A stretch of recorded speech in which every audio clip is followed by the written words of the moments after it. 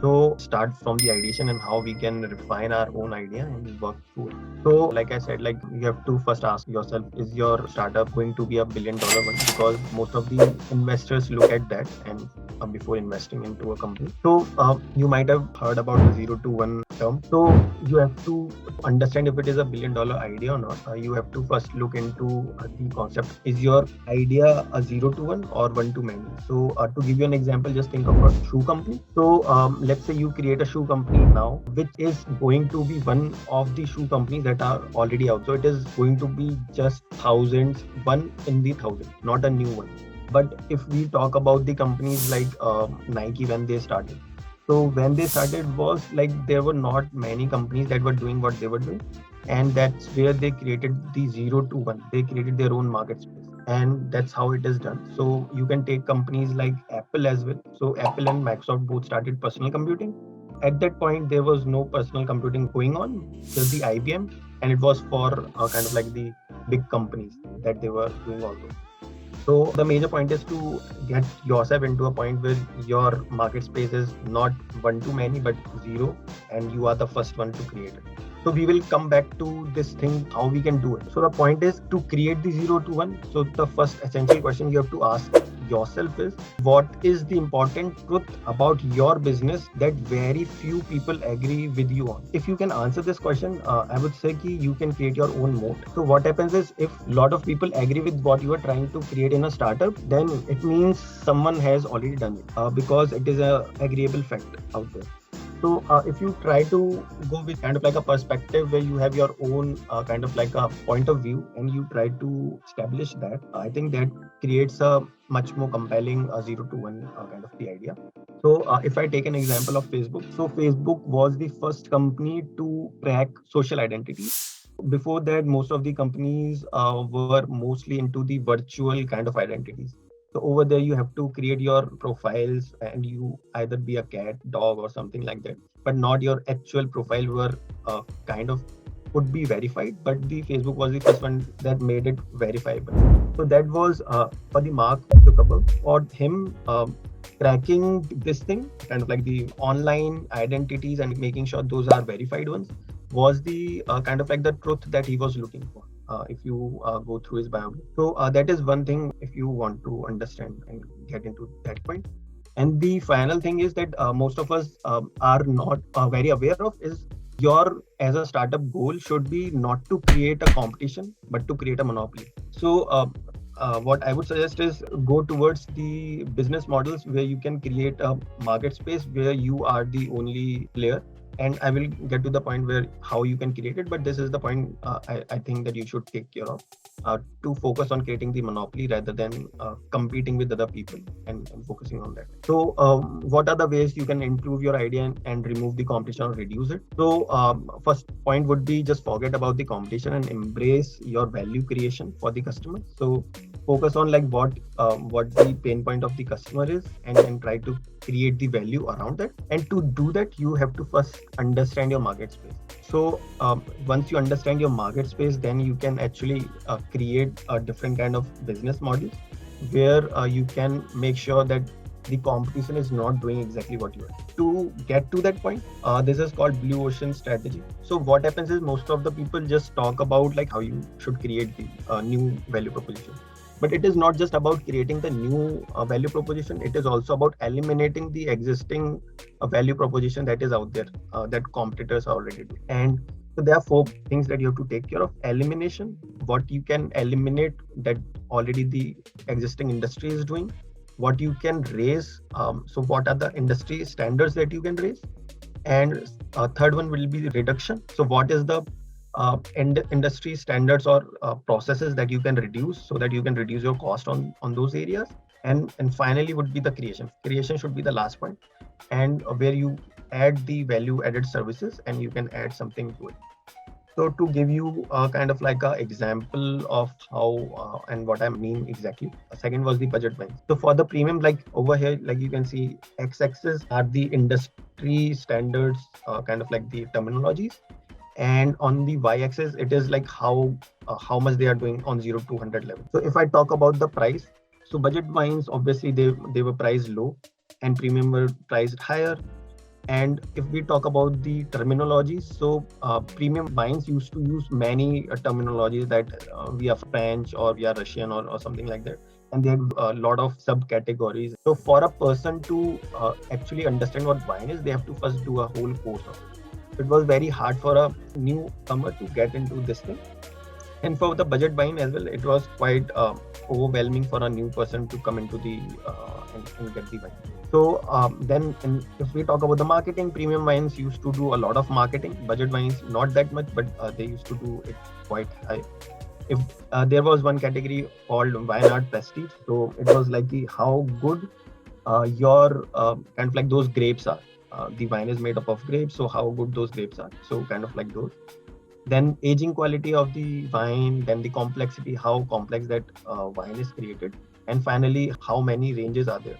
So like how many types of different wines are there in the market.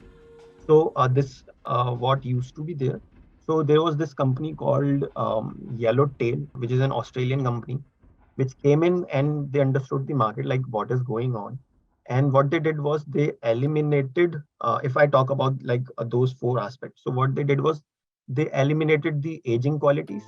They removed the aging perspective, ki how old the wine is. They removed all the hard terminologies. This is from French or this is from here and all those terminologies. And they removed the kind of like the marketing where what happened was those premium wines and the budget wines, they used to market on the shelf area.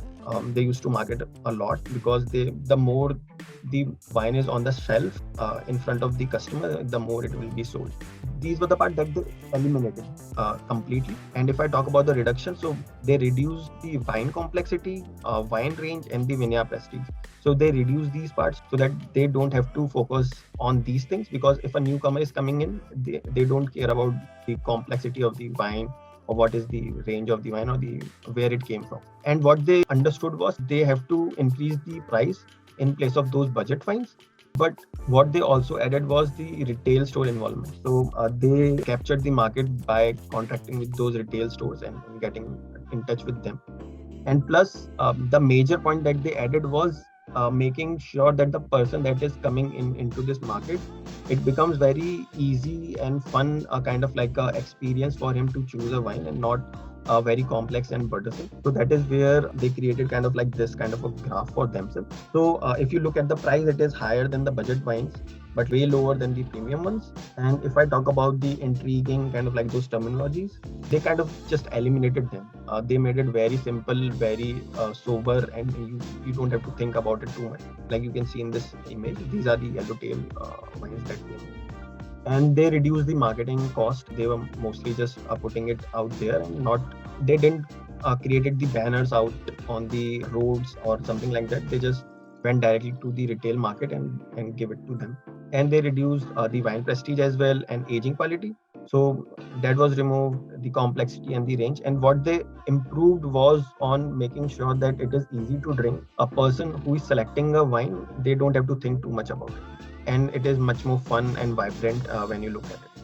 So that is where they created their kind of like the whole different segment, and they removed the competition from what was going on. And that's how you could actually do it yourself as well. So to give you another example of Starbucks, so if you look at the conventional kind of like the coffee shop, so just think of it like in a sense where we drink tea from simple thelas or something like that. So what happens is the price is very low of those thelas. They provide you with those cup of tea or cup of coffee. Location, you can find them almost everywhere, but you have to go to those places. Variety, you don't have any variety. You just have a single one, you just take it. And then commodity, it is so easy to get it that it is commoditized, and anyone can buy a cup of coffee and they can get it. Quality is kind of like the average. You don't get too high of a quality, not too low, but it is good. And barista training, so it is kind of like the person who is serving you, he is not actually that trained, and he's just going to serve you whatever he has created. So that is where Starbucks came in. So what they removed was commodity. So they made it very pricey and made sure that it is limited to very limited set of people. And what they raised was the location. So like you can easily find them. Maybe it is not true in India that much, but if you go in US and all those places, it is much more easier to find Starbucks out there. Price, they increase the price.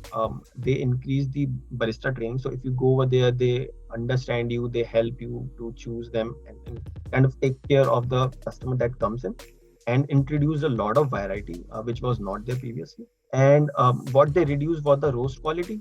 So what happens is, if you go towards the roast one, so it becomes very hard for a company to take care of it.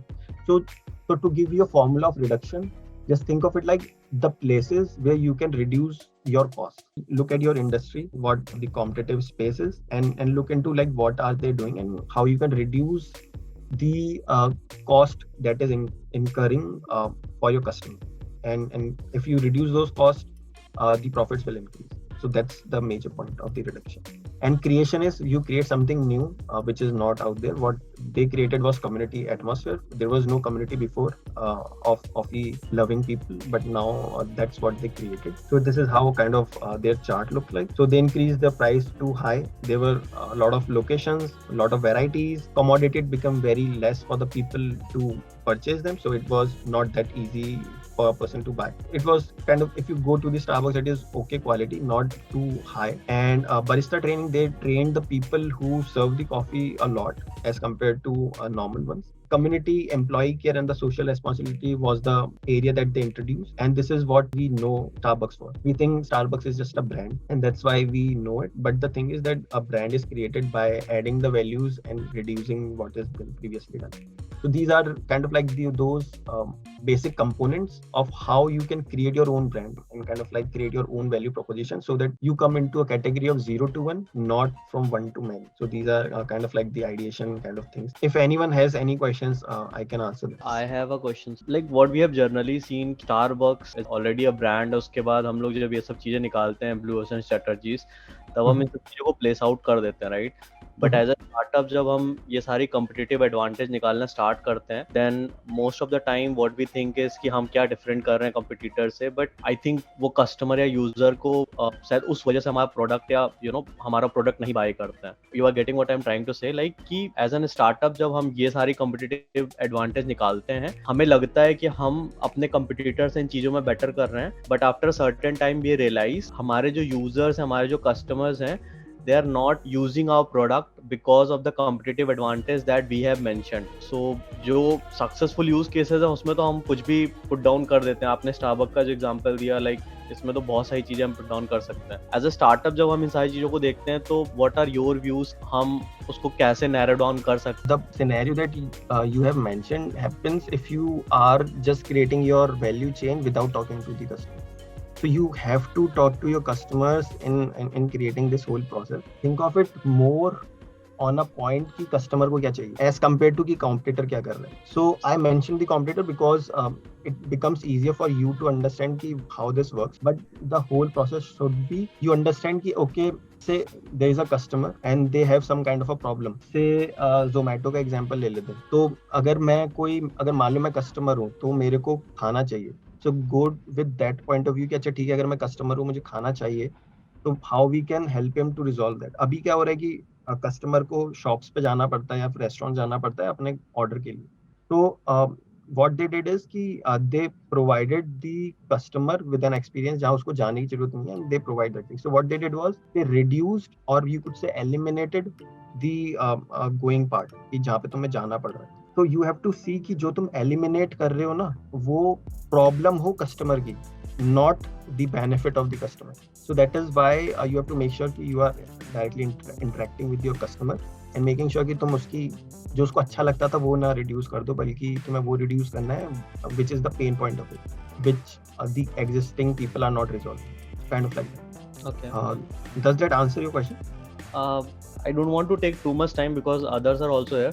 But अभी तक मेरी इसमें ये understanding थी कि Simon seek का एक बहुत अच्छा उन्होंने एक कर्व बताया था कि जिसमें आप स्टार्टिंग के कुछ लोग इनोवेटर्स होते हैं, फिर अर्ली अडॉप्टर्स आते हैं, लेटर अडॉप्टर्स आते हैं, तो उन्होंने बोला था कि अगर आप स्टार्टिंग 18% मार्केट को अगर आप कैप्चर कर लेते हो अपनी, then your product is something which will be adopted by early adopters, late adopters, and उसके बाद लेगर्स आते हैं। तो 18% is something way we target, जिसमें स्टार्टिंग के 5% इनोवेटर्स होते हैं कि लाइक जो कुछ भी नई चीज ट्राई करने के लिए रेडी होते हैं।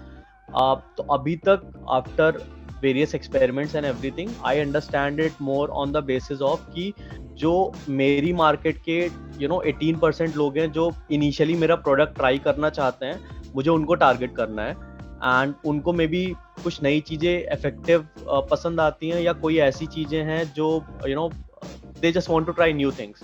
Most of the cases में what I have found is, अगर यूजर हमें बोल रहा होता है कि हमें ABC चीज़ें पसंद हैं, that doesn't boils down to the things, उनको सच में वो चीजें चाहिए होती हैं।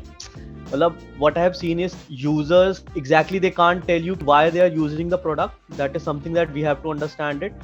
But वो 18% को कैसे क्रैक करना है, I have never seen कि मतलब उस चीज के ऊपर there is some formula, there is something.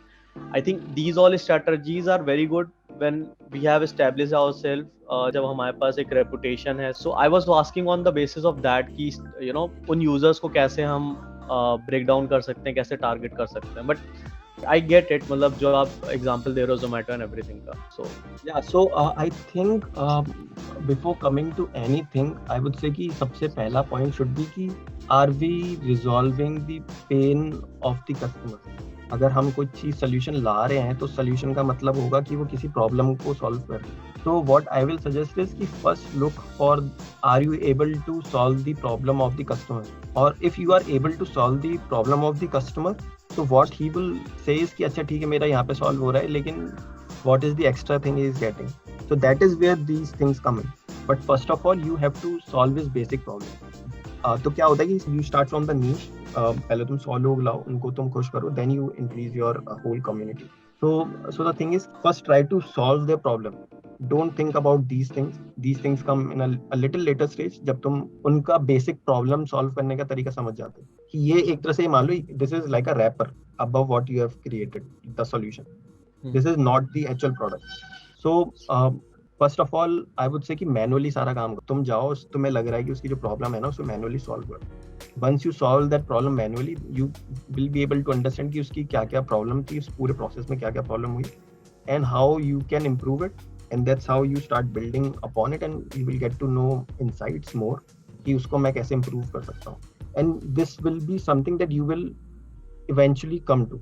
This is not something कि यू हैव टू डू अलग से, लेकिन something that you will eventually come to, but that could be something that would be, या तो तुम intuitively कर रहे हो, उसको दिमाग में है, मतलब तुम्हें डायरेक्टली पता नहीं, लेकिन सबकॉन्शियसली हो रहा है वो।